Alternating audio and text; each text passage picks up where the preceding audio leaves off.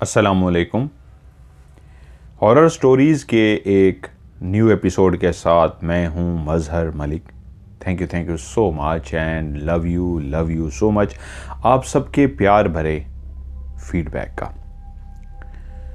आप लोग कहते हैं कि आप अपनी ज़िंदगी से जुड़ी हुई कहानियाँ भी प्रोग्राम में शामिल किया करें, तो एक और वाक़या जो मेरी ज़िंदगी से जुड़ा हुआ है आज प्रोग्राम में शामिल करने जा रहा हूँ। हुआ कुछ यूँ कि हमारे एक बहुत ही प्यारे दोस्त हैं, उनकी एक दिन कॉल आई कि आप कहाँ हैं, सुना है आप घर की तरफ आए हुए हैं। तो मैंने उनसे कहा कि जी बिल्कुल ऐसा ही है, और लेकिन कुछ दिनों तक मैं वापस जा रहा हूँ। तो वो बोले आपने एक काम करना है, आप जब वापस मुल्तान जाएंगे तो उससे पहले आपने हमारी तरफ ज़रूर चक्कर लगाना है। एक मजबूरी आन पड़ी है और आपकी मदद की ज़रूरत है, तो ख्वाहिश ये है कि वापसी पे आप 1 से 2 दिन हमारे यहाँ क़याम कीजिए और उसके बाद चले जाइएगा। मैंने उनसे कहा ठीक है, ऐसा ही मैं करूँगा। जो मेरी वापसी की तैयारी थी वो मैंने 2 दिन पहले ही घर से रवानगी कर ली, क्योंकि अब प्रोग्राम ये बन चुका था 2 दिन उनके पास गुजारने हैं और उसके बाद आगे जाना है। उनके बाद पहुंचे, वो बहुत ही मोहब्बत करने वाले, शफ़क़त वाले, मेहरबान एक दोस्त से बहुत ही मोहब्बत से मिले और पूछा कि आप खाना वगैरह खा लीजिए, उसके बाद हमने कहीं चलना है। खाना वगैरह खाने के बाद वो मुझे लेकर रवाना हुए। 1-2 दोस्त उनके साथ और भी थे।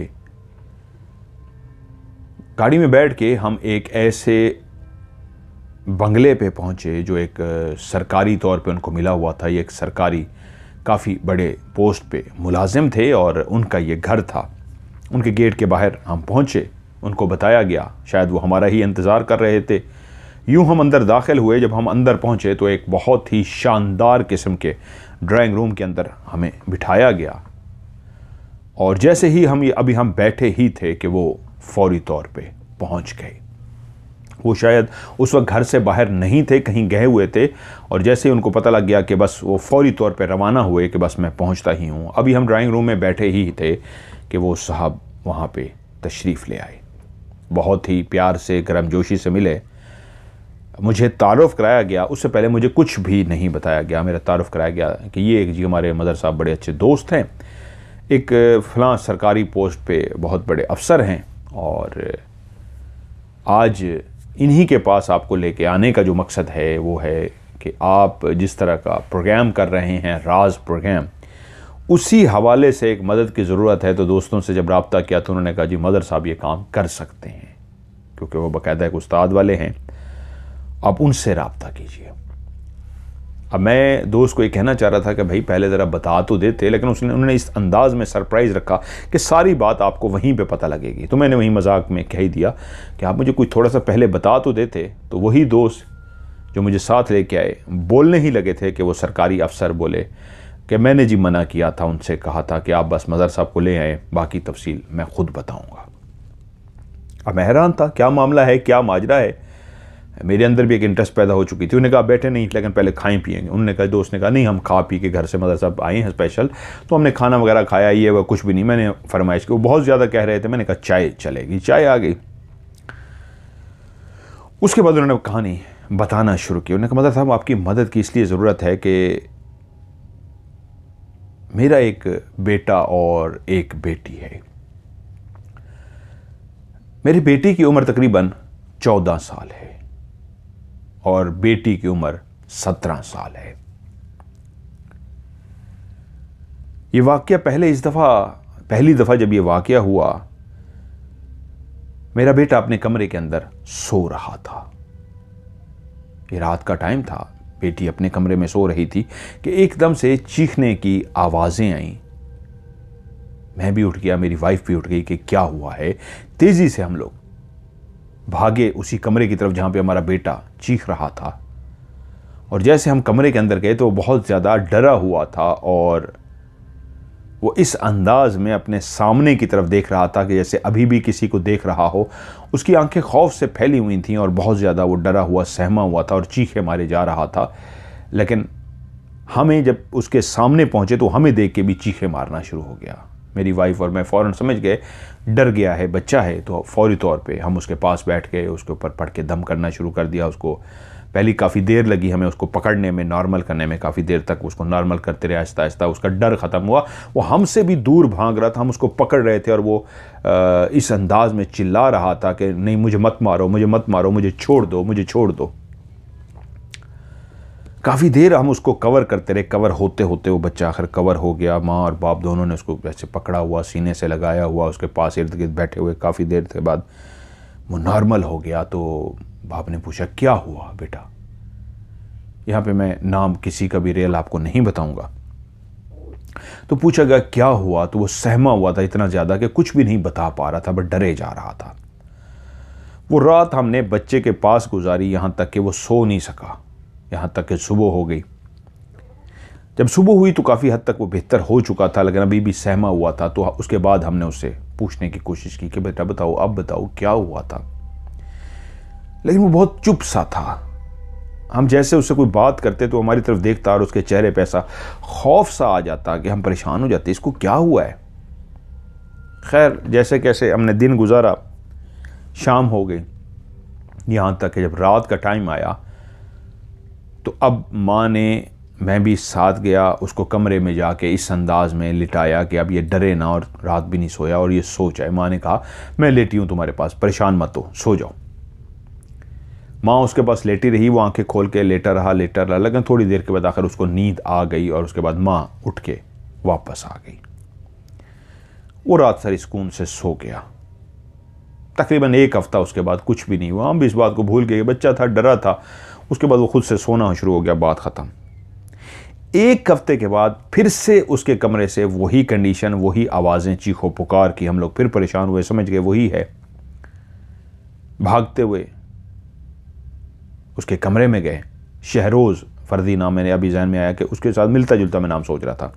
शहरोज़ के कमरे में गए और उसी तरीके चीखे मार रहा। इस वक्त सिर्फ आज फ़र्क ये था, आज पिछली दफ़ा से भी बहुत सहमा हुआ था और इस तरह उठ के बेड से पीछे जाके टकराता और इस तरह अंदाज में आगे आ जाता जैसे उसको किसी ने पीछे से धक्का दिया हो, फिर पीछे जाता और आगे आ जाता और चीखे मारे जा रहा था। फिर हमने जाके उसको पकड़ा, उसको संभाला, उसको उसी तरह पढ़ते रहे, कवर करते रहे। वो रात भी हम इसी तरह बैठे रहे परेशानी में कि ये हुआ क्या है।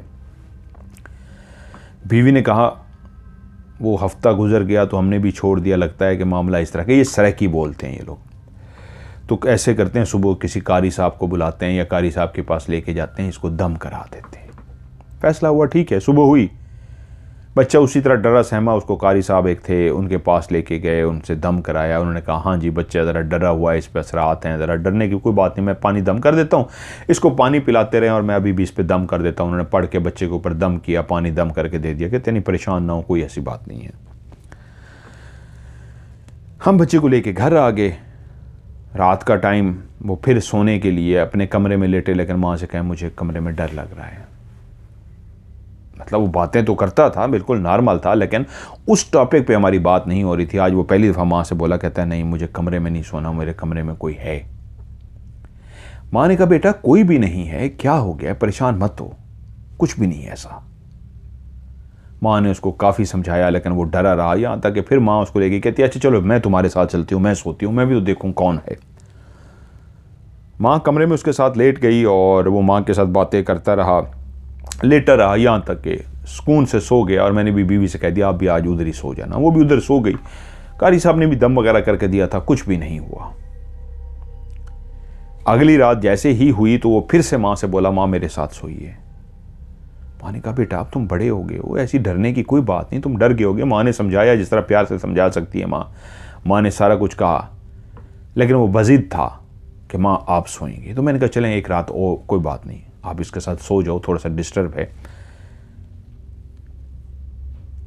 वो माँ फिर बच्चे के साथ सो गई।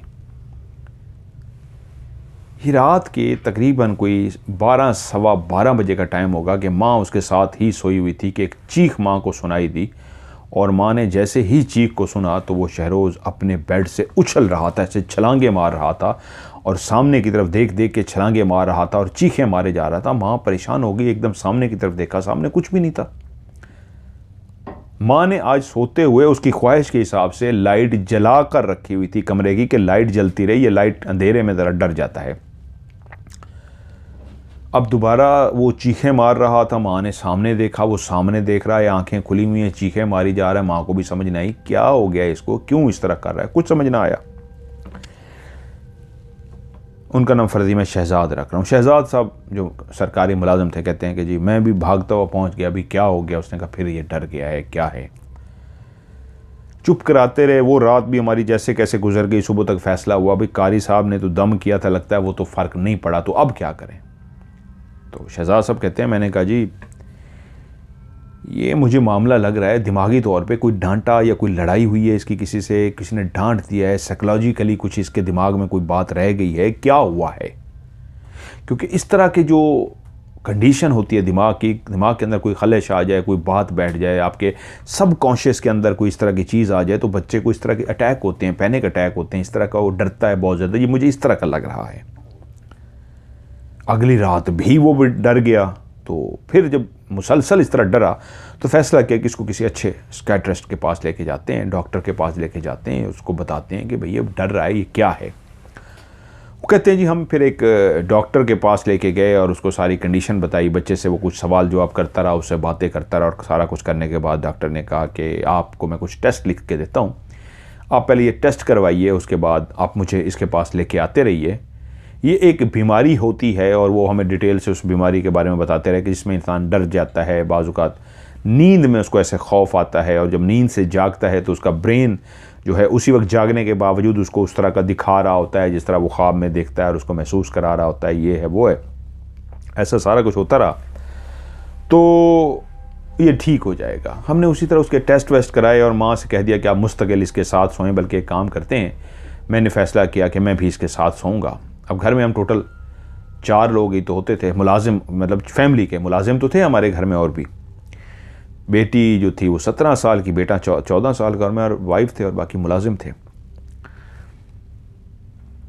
उसके टेस्ट वगैरह कराते रहे, वो हम दोनों मियाँ बीवी भी उसके साथ सोते रहे, और वो डरना शुरू हो गया। लेकिन अभी तक माँ और मैं एक बात पे परेशान थे कि इससे बात तो करो, है क्या ये, क्या देखता है, क्या कर रहा है। वो कम गो था मेरा बेटा, वो कहते हैं जी ज़्यादा बोलता इतना नहीं है, बस काम से काम रखने वाला है। और लेकिन वो अब जो हालत में था वो हम भी परेशान हो गए थे। तो माँ ने और बाप ने कहा कि ठीक है इलाज तो चल रहा है, लेकिन हम तो अपनी तरफ से कोशिश करें, बात है क्या।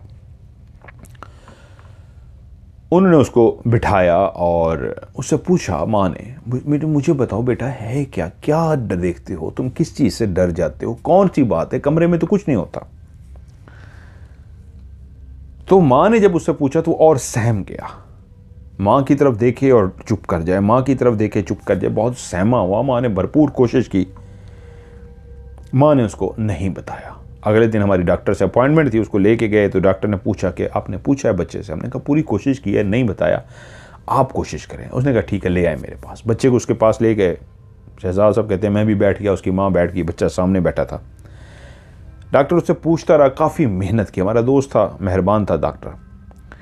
उसने काफ़ी कोशिश की तो बच्चे ने बोलना शुरू किया। उसने कहा कि वो एक औरत है, वो इस तरह की औरत है कि उसके वजूद पे कोई कपड़े नहीं हैं, लेकिन उसका पूरा वजूद लहूलुहान है। ऐसे है जैसे कोई उसके वजूद पे चाकू मार के उसकी खाल को खींच ले। उसका पूरा जिस्म लटका हुआ है, यानी अगर एक जगह पे कट लगा दिया, जैसे एल शेप में कट लगाते हैं, और पूरे हिस्से को ऐसे वहाँ से उखाड़ लिया जाए, तो उसने बताया कि उसके पूरे वजूद पे, उसकी टांगों पे, उसकी बाजों पे, उसके सीने पे, हर जगह पे उसका जो गोश्त है कट लगे हुए हैं, और उसका जो गोश्त है वो लटक रहा है कटा हुआ। उसके चेहरे पे भी इसी तरह के सारे खून ही खून है, कट ही कट हैं। उसकी आंखों के आगे से लाल आंखें हैं, उसकी लाल सुर्ख आंखें, और उसमें से खून निकल रहा होता है। मैंने जब उसको पहली दफा देखा तो आके खड़ी हो गई, उसकी गर्दन टेढ़ी थी और मुझे देख रही थी। मैंने उसको देख के चीखें मारनी शुरू कर दी। मैं बहुत डर गया था। वह बहुत खौफनाक सी औरत थी। पूरे जिस्म के गोश्त के टुकड़े काट काट के लटका दिए गए थे। लेकिन वो जब दूसरी दफा आई तो उसके हाथ में चाकू था, और जब मैंने उसके हाथ में चाकू देखा तो मैं डर गया कि ये मुझे मारने के लिए आ रही है। मैंने चीखना शुरू कर दिया तो मैंने देखा तभी उसने वो हाथ में पकड़ा हुआ चाकू ऐसे आगे किया और अपने पेट में घुसा दिया। उसके पेट से एक खून का फुहारा निकला। उसने अपने हाथ को चाकू समेत बाहर निकाला और फिर से अपने पेट में चाकू मार दिया। और उसके बाद वो अपने पेट से इस तरह चाकू निकालती थी और बार बार ऐसे मारना शुरू कर देती। वो मेरे सामने खड़ी हुई थी और अपने पेट के अंदर चाकू मार रही थी, और मैं शदीद डर गया और मैं चीखना शुरू हो गया और मैं रोना शुरू हो गया। अब वो जब भी मेरे सामने आती है इसी तरह आती है, सिर्फ पहली दफा बगैर चाकू के आई थी। मुझे लगता है जिस तरह वो अपने पेट में चाकू मारती है, अपने उस जिस्म को खुद उसने लहूलुहान किया है। उसने अपने जिस्म का गोश्त, जो कटा हुआ गोश्त जो लटक रहा है, मुझे लगता है उसने खुद लटकाया हुआ है। वो बहुत खौफनाक है। उसकी आंखें लाल सुर्ख हैं और उसमें से खून निकल रहा होता है, और उसके चेहरे का गोश्त भी जगह जगह से ऐसे कटा हुआ और लटक रहा है। जो चेहरे पे और जिस्म पे खून उसका कटा हुआ है, उसके नीचे सारा रेड रेड नजर आता है सारा। लेकिन जब वो पेट में छुरियां मारती है तो पेट के अंदर भी खून निकलता है। डॉक्टर काफी देर उसकी बात सुनता रहा और उसके बाद डॉक्टर उसको बोला, ठीक है आप बेटा बाहर बैठो। डॉक्टर ने उसको बाहर पहुंचा दिया और उसके बाद माँ बाप से मुतवज्जो हुआ कि मेरा अंदाज़ा ठीक निकला, जो मैंने सोचा था ऐसा ही है, ये एक फ़लाँ किस्म की बीमारी है और उसमें ये होता है, उसमें ये होता है। डॉक्टरों को जो समझ आती है उन्होंने वो सारा बताया डॉक्टर ने कि ये इस बीमारी की वजह से हो रहा है और ये है, लेकिन ये ठीक हो जाएगा, आप परेशान ना हो, मैं इसका इलाज करता हूँ, आहिस्ता आहिस्ता ये ठीक हो जाएगा, आप इसको मेरे पास लेके आते रहें। अब हमारा बेटा इस कंडीशन में चला गया था कि उसका स्कूल जाना बंद हो गया था। वो बिल्कुल चुप हो गया था, हर वक्त सहमा रहता था, माँ से चिपका रहता था, यूं करके बैठा रहता था, अपना सर घुटनों में दे के बैठा रहता था, हिलता रहता था। अजीब सी पागलों की सी उसकी हालत होती जा रही थी। हमारी बड़ी बेटी मुसलसल अपने भाई को कवर करने की कोशिश कर रही थी। हमने उसको बता दिया, डॉक्टर कहते हैं एक बीमारी है, इस तरह की है। वो परेशान हो गई थी। वो अपने भाई से बहुत प्यार करती थी, बड़ी थी, छोटा था, उससे बहुत मोहब्बत करती थी। भाई सहम सा गया था। वो हर वक्त अपने भाई को कोशिश करने में लगी रहती और उसको समझाने की कोशिश करती, भाई कोई भी नहीं है, मुझे पता है यहाँ कमरे में कोई नहीं है, तुम डर रहे हो भाई, कोई भी नहीं है, ऐसा दिमाग में ख्याल आते हैं, मुझे पता है, मैंने भी पढ़ा है भाई, दिमाग में इंसानों के ऐसे ख्याल आते हैं, उसको ऐसा नज़र आता है सामने जैसे कोई है, कुछ भी नहीं है। क्योंकि एक दफ़ा ऐसे ही वो अपने भाई के साथ, शाम का टाइम था, मगरिब हो रही थी, वो बैठी हुई थी कि एकदम ऐसे हिलते हिलते उसकी निगाह सामने पड़ी और उसकी आंखें खुल सी गई। तो बहन ने देखा कि वो सामने की तरफ देख रहा है और उसका वजूद उसका कांपना शुरू हो गया। जल्दी से बहन ने उसको गले लगा लिया, क्या हुआ क्या हुआ, और वो पीछे की तरफ हटना शुरू हो गया। वो आ रही है, वो आ रही है, मुझे मार देगी, मुझे मार देगी, ऐसे हकलाना शुरू हो गया। और उसकी आंखें ऐसी खौफजदा हो गई कि बहन ने सामने की तरफ देखा, क्या है सामने, सामने कुछ भी नहीं था। बहन उसको कवर करने में लग गई, लेकिन जितना वो कवर कर सकती थी उसको कवर कर रही थी। वो डरता ही जा रहा था, डरता जा रहा था, यहाँ तक कि उसने चीखें मारनी शुरू कर दी। और जब चीखें मारनी शुरू कर दी तो भाग के बीवी पहुंच गई। मुझे तो ऑफिस भी जाना होता था। जो डॉक्टर ने मेडिसिन दी हुई थी वो फौरी तौर पे हम उसको मेडिसिन देते, वो मेडिसिन खाते ही नींद की आगोश में चला जाता। क्योंकि हमें डॉक्टरों ने कहा था जब भी इसको ये पैनिक अटैक पड़े, एक किस्म का दौरा पड़ता होता है, जैसे ये दौरा पड़े तो इसको फौरी तौर पे मेडिसिन देनी है, ताकि इसका दिमाग जो उस वक्त डरा हुआ है, सहमा हुआ है, जो इमेजिनेशन में चीज़ें क्रिएट कर रहा है, तख़य्युल में, ख़यालात में चीज़ें क्रिएट कर रहा है, उसका दिमाग सो जाएगा और ये जब उठेगा ठीक होगा। और ऐसा ही होता था, जब हम उसको दवाएँ खिलाते थे तो वो सो जाता था, जब उठता था तो ठीक होता था। लेकिन अब हम जहाँ मियाँ बीवी परेशान थे, हमारी बेटी भी बहुत परेशान थी, मुलाजिम भी रोज़ हमें मशवरा देते, सर फ़लाँ पीर है, आप उसके पास लेके जाएं, बच्चे को आपको पता नहीं फ़लाँ मसला है, फ़लाँ मसला है। हम उनकी बातें सुनते रहते। पता था कि यार ये पीर फ़कीरों वाला मामला नहीं है। डॉक्टरों ने कह दिया था कि वाकई बच्चा एक बीमारी का शिकार है और उसी की वजह से ये सारा हो रहा है।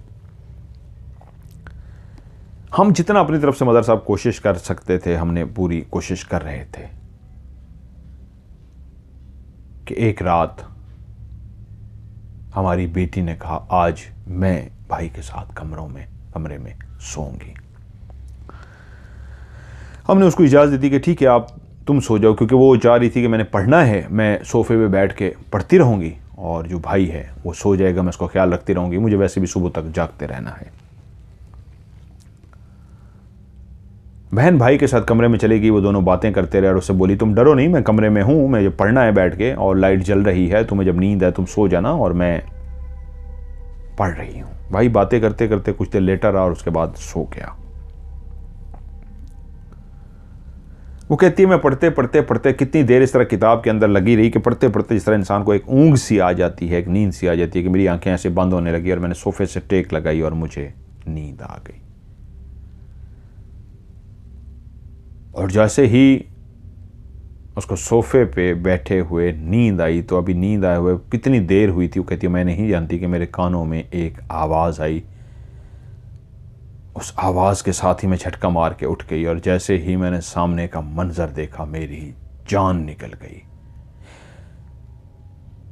कमरे के कोने में मेरी निगाह पड़ी, मेरा भाई अपने हाथ में छुरी लेके अपने पेट के अंदर मार रहा था और मेरी तरफ देख के मुस्करा रहा था।